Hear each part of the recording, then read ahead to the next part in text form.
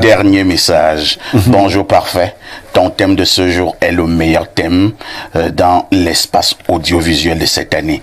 Je coule les larmes perfecto. C'est Christian de Douala. Merci Christian. La dernière arme pour les hommes, n'entretenez pas de relations avec les femmes qui travaillent dans vos entreprises. Vous croyez que c'est une force. Ce n'est pas une force. C'est une faiblesse. Je vais vous dire. Vous savez, moi, je sors par là. Un de mes chefs femmes a laissé diffuser dans une entreprise qu'elle et moi, nous avions des rapports. Je n'ai jamais compris. Un jour, je lui dis, mais madame, pourquoi vous laissez courir cette information alors que vous et moi, nous savons qu'il n'y a rien? Elle ne m'a rien dit. Un autre jour, une personne introduite me dit, non. Ce matin, nous parlons des coups bas en entreprise. Nous avons fait un constat dans plusieurs entreprises camerounaises. Il y a justement ces coups bas et par moments qui polluent l'atmosphère, l'environnement de l'entreprise. On va passer la parole à Pierre Blériot. Pierre Blériot, nous n'allons peut-être pas parler de nous-mêmes, mais je sais que vous-même, vous avez été victime de nombreux coups bas en entreprise. Pierre Blériot-Niemek, qu'est-ce que les coups bas peuvent apporter dans une entreprise sur le plan naturellement négatif? Oui, mais parfait, l'entreprise, vous l'appelez encore la société, non? Tout à fait. En fait, le mot société associé à ce mot entreprise, c'est la société miniaturisée. Une entreprise a les mêmes individus qui vivent souvent dans nos sociétés. Tout à fait. Et nous avons à peu près 5 ou 6 types d'individus. Je vais aller vite. En entreprise, on retrouve les mêmes types d'individus. Il y a le taciturne en entreprise, qui lui n'a vraiment pas le temps des gens. Il est concentré dans son boulot. Il ne fait que travailler. Il ne sait même pas ce qui se passe. Il y a le colporteur. La dame ou l'homme qui fait le Congo, ça? Bon, lui, c'est un type déjà qui n'est très souvent pas compétent. Toujours. Il n'a pas grand-chose à faire. Pendant que les autres travaillent, lui, il dérange.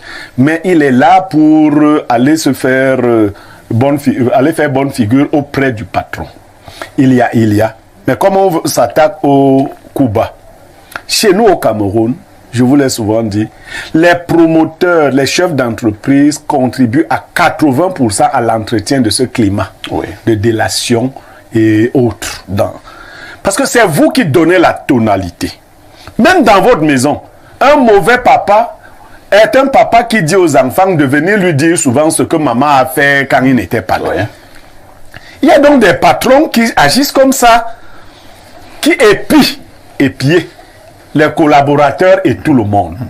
Il y en a même qui vont plus loin, jusqu'à utiliser les collaborateurs de sexe opposé pour avoir les informations jusqu'au nude. Ah bon? Incroyable. Ils disent que c'est pour tenir les gens.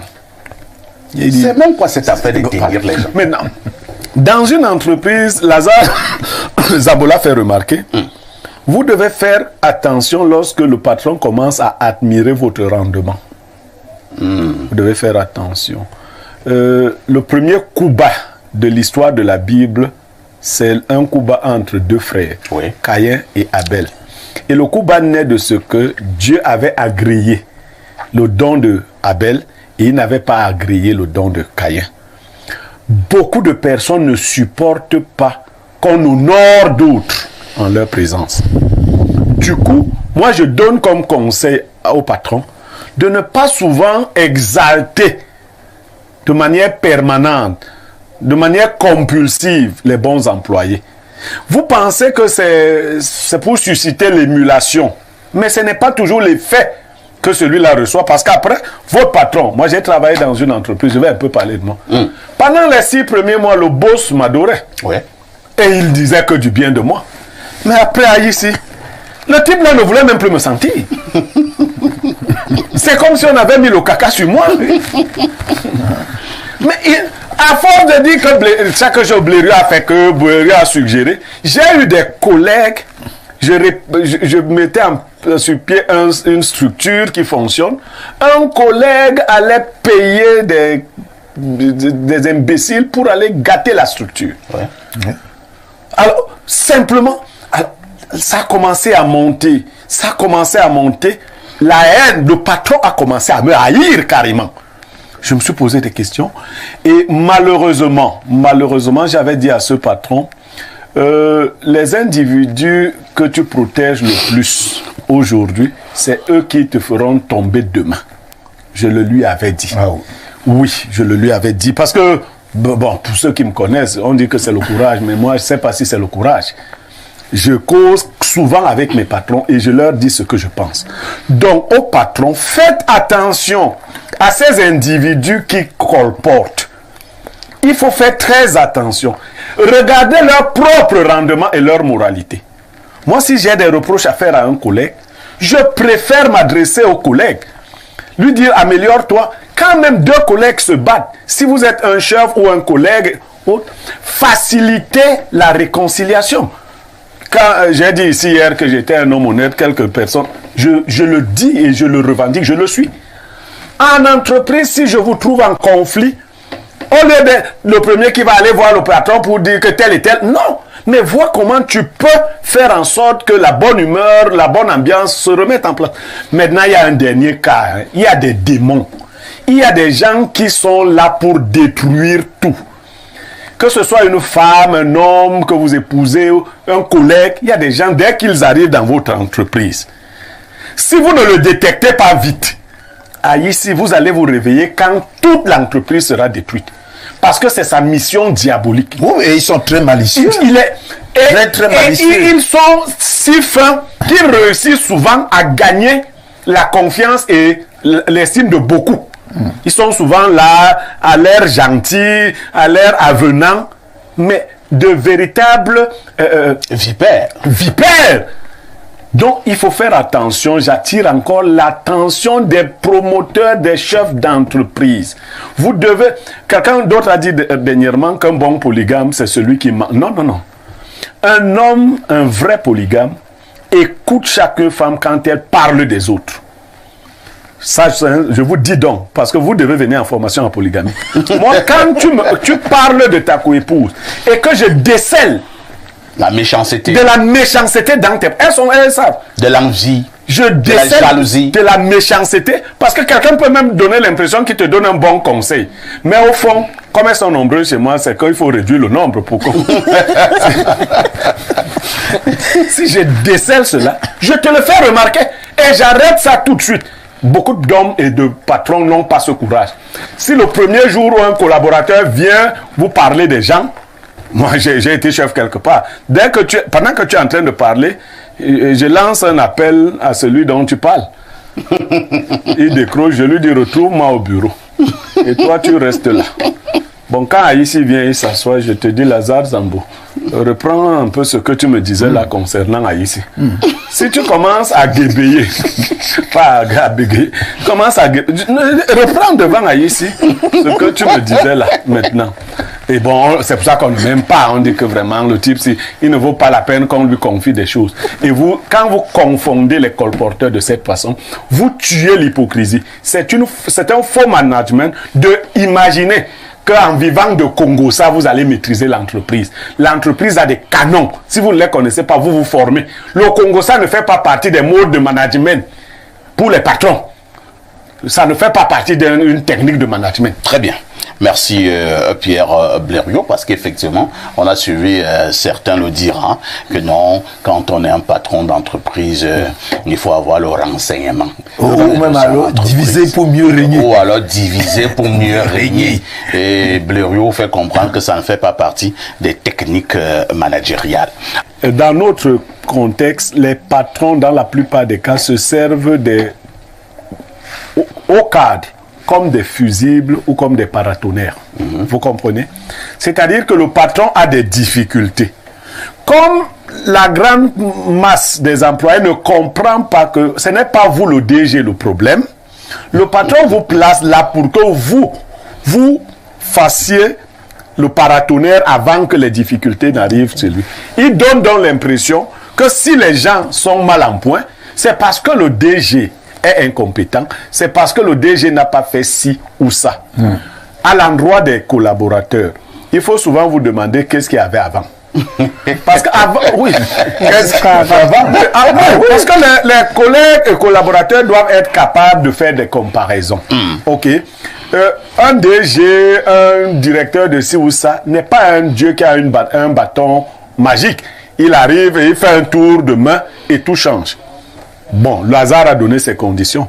Moi, aujourd'hui, si je dois être chef dans une structure, ça ne va pas. Je n'ai même pas besoin qu'on me protège. Mais j'ai besoin d'être celui qui dirige. Voilà. Merci beaucoup. Pierre Blériot Niémé, que les entreprises camerounaises sont engluées dans les coups bas. Parfois, ce sont les coups bas qui dictent la loi dans bon nombre de ces entreprises. Que devons-nous faire pour retrouver l'équilibre? Ou alors, il n'y a même pas d'espoir? Non, parfait. C'est vrai qu'on a fait un clivage entre les compétents et les incompétents, mais il arrive aussi que les compétents fassent des coups bas à d'autres compétents ou même à des... Oui. Ce qu'il faut faire, je vous ai dit que l'entreprise, c'est comme la société. Quand vous arrivez dans un milieu, prenez d'abord le temps de prendre le bon pouls de ce milieu.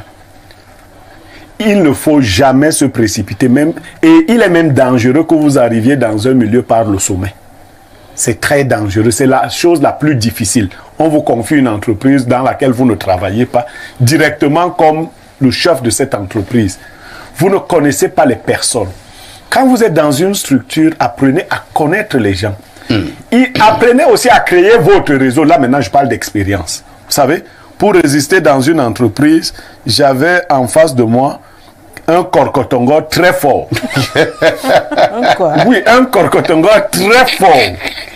Mais pour résister le temps pendant lequel j'ai résisté, je me suis fait de belles alliances. Vous comprenez? J'ai quelquefois mis ma compétence au service d'autres Korkotongeurs qui pouvaient, le moment venu, parce que vous n'êtes pas encore de leur milieu. Vous comprenez? Si vous tombez seulement comme ça, on dit non. Et puis, doser progressivement. Là aussi, je dis, quand vous arrivez dans un milieu, si le milieu est trop médiocre, à ceux qui sont très intelligents, faites attention. N'apportez pas toute votre intelligence d'un trait. Ça va vous attirer toute l'inimitié. Ne montrez même pas au patron tout ce que vous savez faire. Il faut doser progressivement. Parce que le patron lui-même, qui peut développer des formes de compétition, peut prendre peur.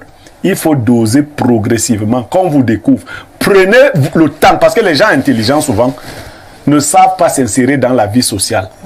Prenez le temps d'étudier l'environnement dans lequel vous allez travailler avant de commencer à marquer vos pas, avant d'ouvrir votre bouche. La dernière arme pour les hommes, n'entretenez pas de relations avec les femmes qui travaillent dans vos entreprises. Vous croyez que c'est une force. Ce n'est pas une force.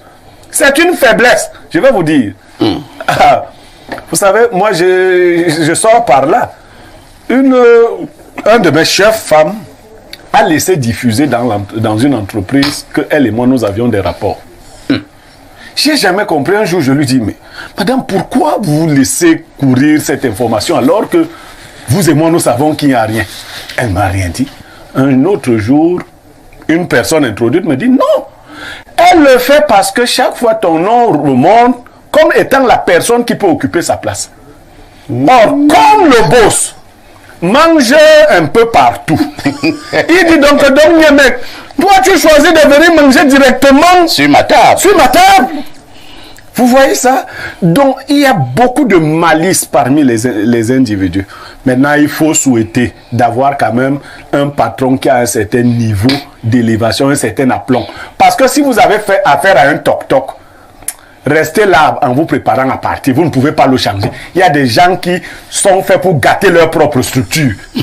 C'est-à-dire que si tu en as pour 5 ans, aide-le à gâter. Parce que lui, il est toc-toc. Il ne comprend rien.